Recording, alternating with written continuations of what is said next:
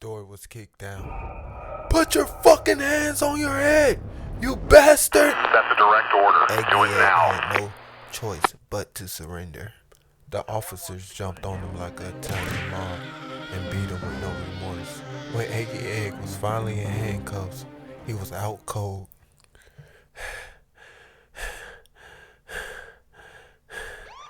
Throw this nigga in the car, the chief officer told one of his men. They drove EGGY to the nearest police precinct, splashed water in his face, booked him, and threw him in a cage. The next week, EGGY went to go see the judge. Do you understand the degree of charges you are facing, Mr. FARTON? Yes, sir, but it was all in I don't want to hear it. Do you plead guilty? Either you get 20 years or you take it to trial and you can get life, boy.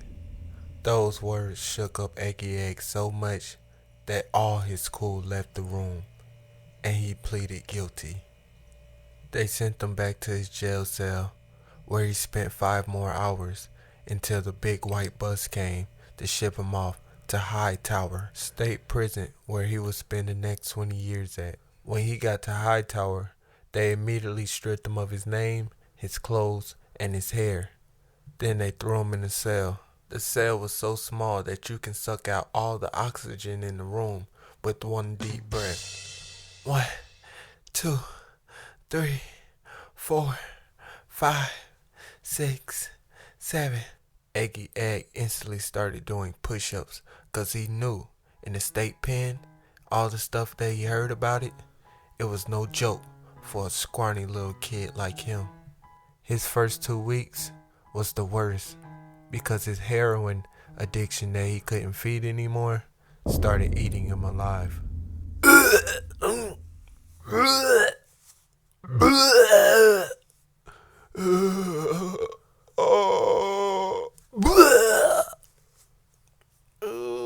By EGGY's 3rd week in the pen, he had already adjusted to life. He was fighting, gambling, and pimping the newcomers that just arrived. I'm the devil in this hellhole, baby. EGGY spent his first 5 years terrorizing inmates in and out the hole and no visitation because of his bad behavior.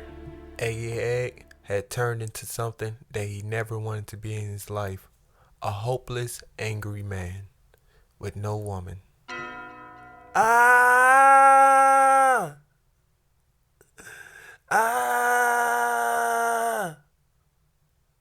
I can't take this no more.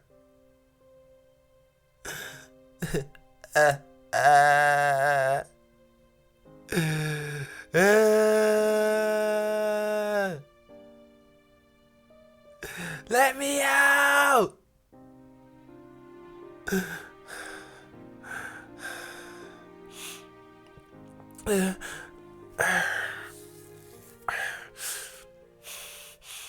Okay.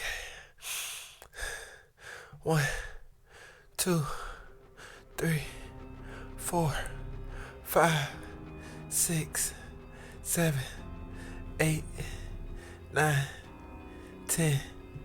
EGGY began to change his life. From that day, he was so fed up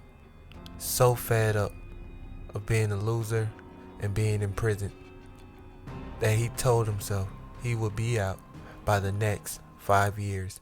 So EGGY started studying law, started building relationships within the prison, and was on his best behavior.